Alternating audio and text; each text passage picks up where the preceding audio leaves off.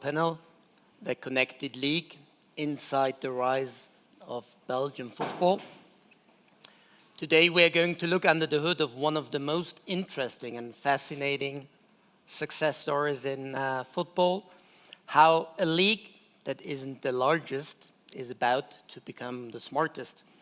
So please join me in welcoming my two guests, Lorin, Parys, the CEO of Belgian Pro League, running the league since April 22. Is that correct? That's right, yeah. Feels longer. Feels longer, yeah. And Luis Ureta, CEO of Sportian, the technology company working alongside the Pro League to implement the strategy, the data and innovation strategy. We a bit short, there are planes waiting, so I'll jump in directly and ask you. I'd like to understand, basically, I was listening to the other panel already, but where is Belgium League coming from? Where you're heading to? You're always the kind of golden standard. And what I always keep in my mind is a sentence of you where you say, if you're not the biggest, you have to try to be the smartest. How do you achieve that? Well, we're trying to achieve that because, as we discussed, I think success is really going from failure to failure and not losing your humor. So that's what we're doing. I don't think there is like a golden recipe or anything like that. We do want to be a league that supports its clubs, and our clubs are performing extremely well at the European stage. We have clubs playing at the highest European level.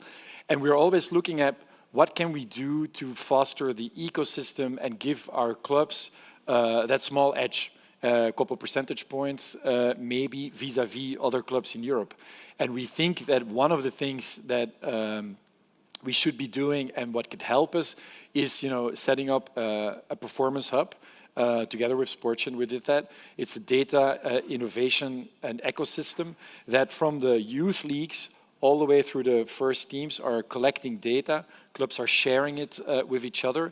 And yesterday we had all our data and video analysts at the league for an education day. And one of them told me that since we started with this system at the beginning of the season, he said normally watching and analyzing an opponent's game took me 3 hours. Now it takes me half an hour. That's the kind of thing where we think, okay, if by making a league-wide deal and setting up an ecosystem, we can give our clubs that edge, that's how we try to be smarter. Yep. But just to put this into perspective, we discussed that La Liga, for example, 700 people. Can you just give us an idea of how your organization looks like? Because one thing is easily said, but probably quite difficult to execute. No, it's true. We're tiny. So we're 22 people in our organization. But I think then it's important to choose the right partners to work with. And for example, we have a league app, but we basically took the off-the-shelf solution that La Liga had developed together, La Liga Tech then, together with Globant, which is now Sportian, where we thought that we were investing in developing our own app that costs so much money, and then you're also locked in terms of technology. So we said, let's take an off-the-shelf solution, let's tailor it, and okay, you lose a little bit of the direction role that you can take because you're not the only one, of course, using it, and the development path isn't entirely yours. But the savings you can do with that and the knowledge that you basically source in from all the mistakes they've made in the past, that at least precludes us from making those same mistakes. We make different ones, of course, but it gives you an edge towards other leagues, and that's what we're looking for, because we're 8th in Europe in the coefficient ranking with the Belgian Pro League, so right beneath the biggest 5. We're in competition with the Dutch and the Portuguese, the Austrians and the Swiss, I would say, and that's the game that we're playing. How can we support our clubs to do better at the European scale? Because we believe that when we have clubs who perform there at the highest level, it trickles down through the entire system. Luis, what is Sportian's role in shaping this strategy, and also give us a bit of background on sport in general? Yeah, no, mostly, as Lorin was saying, our role is to encompass and accelerate a vision that is very, very well designed, and I have to say that is the kind of challenge. We have a startup mindset at Sportian, probably because of Globant and La Liga kind of culture, and we love these kind of projects or challenge. But let's say Belgian Pro League defined a strategy and really read the market and was very intuitive, how detected that also the market is expanding into new business models, so moving not only from the B2B, but expanding more into the B2C, moving more on the direct to fan channels. And Lorin and the team were first movers, let's say, taking brave decisions to say, okay, how can we build this with the resources we have, and started step by step, and we encompass, let's say, that journey. What we brought to the table is, on one side, our experience on La Liga, running most of the digital ecosystem for the last 3 years. So we are having more than 13 million interactions every week around La Liga fans, and a lot of programs that we are running on this ecosystem. So we are bringing a lot of lessons learned that Lorin was saying, and that was very important to share, to adapt, to think how we can project it into other landscapes. And this is one part that we can bring to the table, and we are working jointly. And the other one is some cases that are probably some coming from other industries, because we like a lot to cross-pollinate somehow, to bring use cases that are coming probably from entertainment, from video games, from other ecosystems, that normally when you connect these kind of ideas, and Belgian Pro League and Lorin is continuously thinking in innovation and pushing the bar, when you start testing certain dynamics, for example, video games into fan interaction and so on, magic happens, no? And accelerates the engagement of the fan. Or for example, variable ticket pricing, you know, like they do on airline seats, would be very interesting. I think we're the only league who have a centralized ticketing system for all of our 29 clubs. If we combine that with some of the predictive analysis that we can do about the weather, the opponents, you know, the time of year, etc., we could inform our clubs about what we think demand could look like, and what they could do with that in terms of variable pricing. So those are things you could start thinking about once you have these basic blocks, building blocks in place, because our clubs are our stars. They need to make money. We are, you know, the service provider or the engine behind some of the things that they can do to be successful. And that's like one example of other industry that you could think of. But then first you need to build the data warehouse, and then you need to have the one centralized ticketing system, and then you can start, you know, doing crazy stuff. Yeah. Yeah, totally. It's and as Lorin was saying, taking care of the data, that is something we are working very closely to, let's say, put the things in place and have the data ready to enable what's coming next. No, and the two projects, initial projects we are working jointly. One is on the performance, as Lorin was saying. So bringing technology and solutions for the coaches, for the athletes, to raise the bar of the league in terms of level, competitive level, which has a direct impact on winning more games, in playing better and engaging with audiences and growing audiences. So this is something that we're very excited, and as Lorin was saying, doing the first tests with the clubs and workshops, and it's also a lot of work around adoption because it's new for everybody. It's new. It's Belgium league here is first mover, let's say, in testing this service, this program. On the other side, on the Fan ID, which is around the digital channels, how we are developing touch points, solutions, apps, webs, that when you connect those two pillars, you really make a great difference. So connecting sports data, real-time live match data with the fan ecosystem, here is where, this is what the fan is expecting. And so it's not that easy to connect those two dimensions. And Lorin and the team designed, let's say, these two pillars that will be connected at the right point, at the right moment of the maturity of the implementation. So we are very excited of things we are working together. I'm a bit old school. I'm not the most tech-savvy person. I don't know how our audience, how close it is to the topic, but how can I imagine, how does that work? Are you guys having a beer at the evening and discussing those things, or how does it work with your clubs? Because I imagine that not everyone is always happy with all the decisions. And is there one example where you say that until now this has worked out best? Yeah, I think the fun of running a league is that you have very different interests and very different clubs. We have Club Brugge, I think they're here in the audience as well, so I have to be careful what I say. But no, they're playing at the highest level in the Champions League, and we have clubs in our second division who are struggling to stay in there. And you're building a platform that's league-wide, so that means you have to have adoption of all of these very different people, where a club like Club Brugge will say, but we're miles ahead, we want to be much more sophisticated, and we have small clubs that say, tell me how I log in, So that's the reality. So then we do something like yesterday where we have an educational day and we bring them all together and they learn from each other. That's really, the best way to do it. And then together we can raise the game.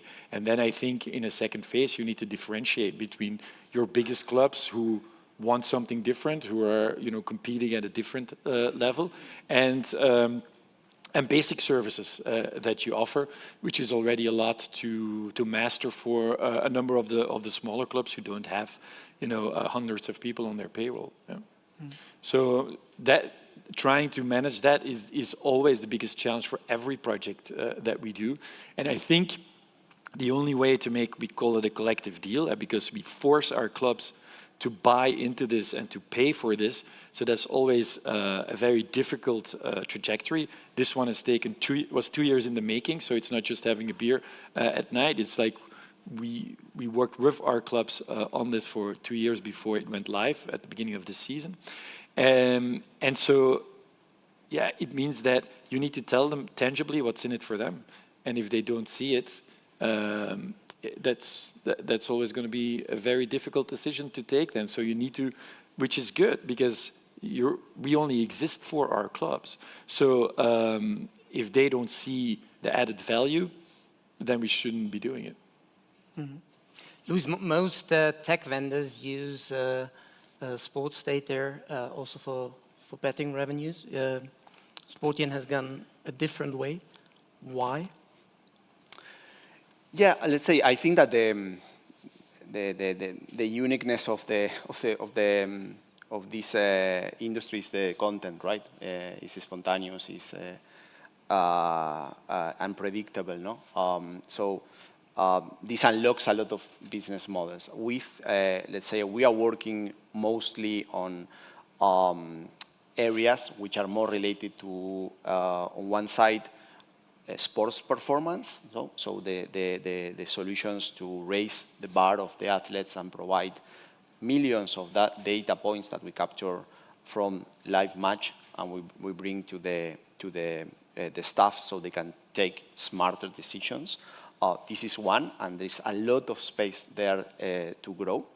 And the other one goes more into the kind of fan ID projects, where the sports data is so strong, as I was saying, that is a clear claim of the fund to interact with this kind of sport data that more and more goes into kind of video formats, interactive formats. So there is a new generation of data formats coming to the table, and the fans are very keen to interact, let's say. And by interacting, they are providing attributes, data from themselves. And by this, you retrofit the whole ecosystem, which is having the possibility to provide them more personalized experiences, bringing contextual information that are relevant for them, and unlocking business that at the end, and Lorin was saying, when you sit with the club and you can show the balance in between the investment and the return. So there's a bottom line where you see that the gradual generation of value on the fund pays back, because you start connecting with the ecosystem of the club, and by that you manage, let's say, to start having the buy-in of the stakeholders. And as Lorin was saying, if something doesn't work, you stop, you pivot, but you change the angle of approach with most of the stakeholders in the sport industry going in this direction. No? That's also the good thing, because it's an ongoing process, and trial and error. You can easily take things out. It's federations, it's leagues, it's clubs. Is there best class for implementation of technology? Is there learnings from other projects you have already implemented? I think it's a great moment for implementing tech, because today implementing tech, and as Belgium Pro League is doing, is you can do it very smartly. No? Today the tech is more accessible, so it's lighter, modular. So let's say the access to the tech had changed a lot. No? Of course, you can lever on engagement models that also are very interesting and fits a lot of stakeholders in the sport industry, subscription models, consumption models. So this is the new tech stack and the new engagement models, let's say, on one side. Probably based on experience, first, defining the business goals, the business strategy. So the tech helps, let's say. Today is not a problem with tons of investment. So defining your goals, progressively start tackling use cases one after the other, and let's say having control, probably on having control on the data ownership that enables then the interoperability. We were talking before about this with all the ecosystem.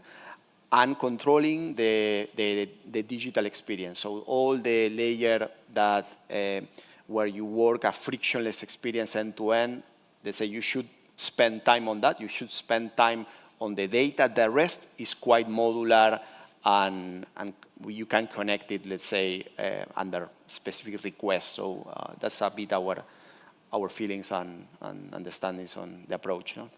You said it's not tons of investment, but nevertheless, it needs time, it needs patience, it needs also a bit of investment.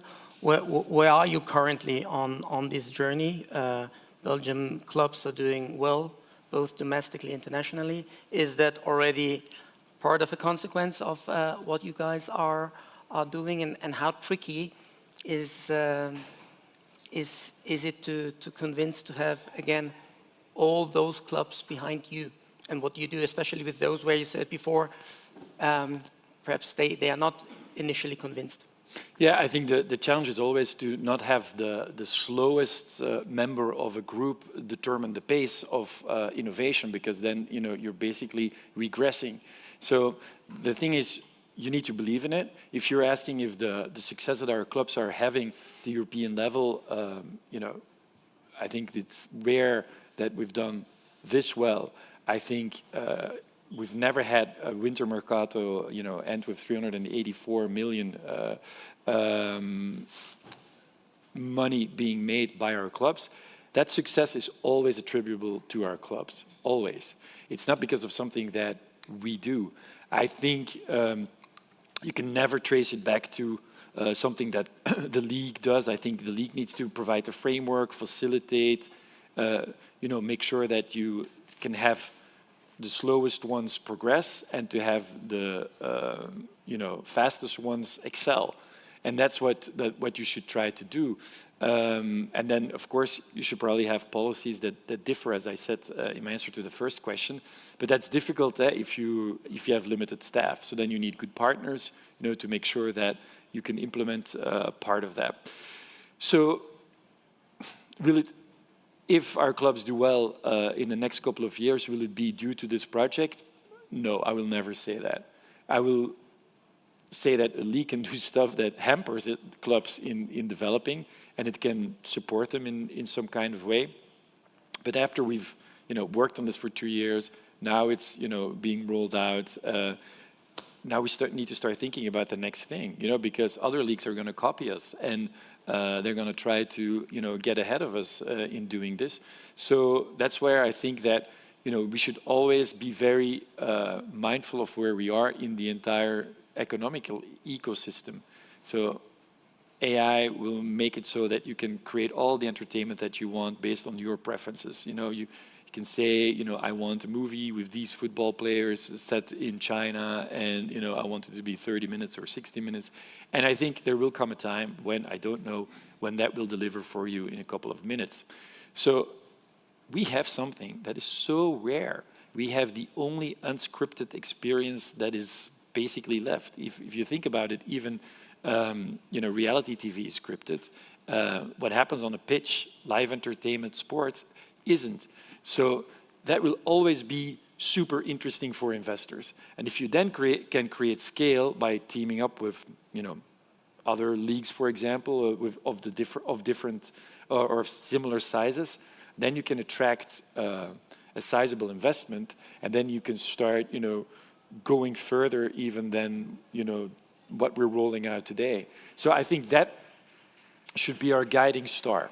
But where that will end up, I don't know. But the way that we see it is that that's where we should be looking at, and I think we've set the first baby steps in that direction. We're not there at all. First baby steps, but nevertheless a diamond, and you have the privilege to make it shine. You said what's coming next. Where are we heading to? What is the next step for the football industry? No, I think aligned to this vision, probably let's say setting the framework, the proper framework that is your foundational to be prepared and to anticipate the different waves of innovation that will be arriving, as Lorin was saying.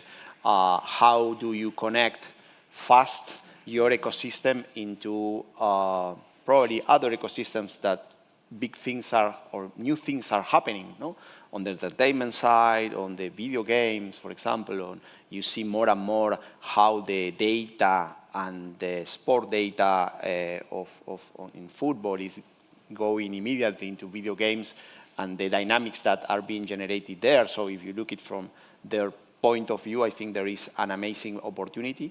The virtualization of real-time live matches, that we are so close to start virtualizing, rendering 3D real-time, and starting to have probably experiences on second screen playing at the same time that you are watching the game. And this enables millions of fans that probably won't go to visit the stadium in their life. And there are fans all over the world that could experience this. So this also hybrid phygital experiences, I think, is part of what we will see more and more. Yeah, we went from a couple of data points on a player to basically, thousands, And so that makes it so that you can have these 3D almost in real life renders of what's happening for the game. For the fans, it gives them new insights that the broadcaster can use, but also, for example, the semi-automated offside technology that we've introduced at the beginning of this season is also part of this data setup, and that's also, for fans, for players, something that has been much appreciated. So growing, I think every day. If we were to come back here next year, I think we will have done things that we can't think of today. Yeah.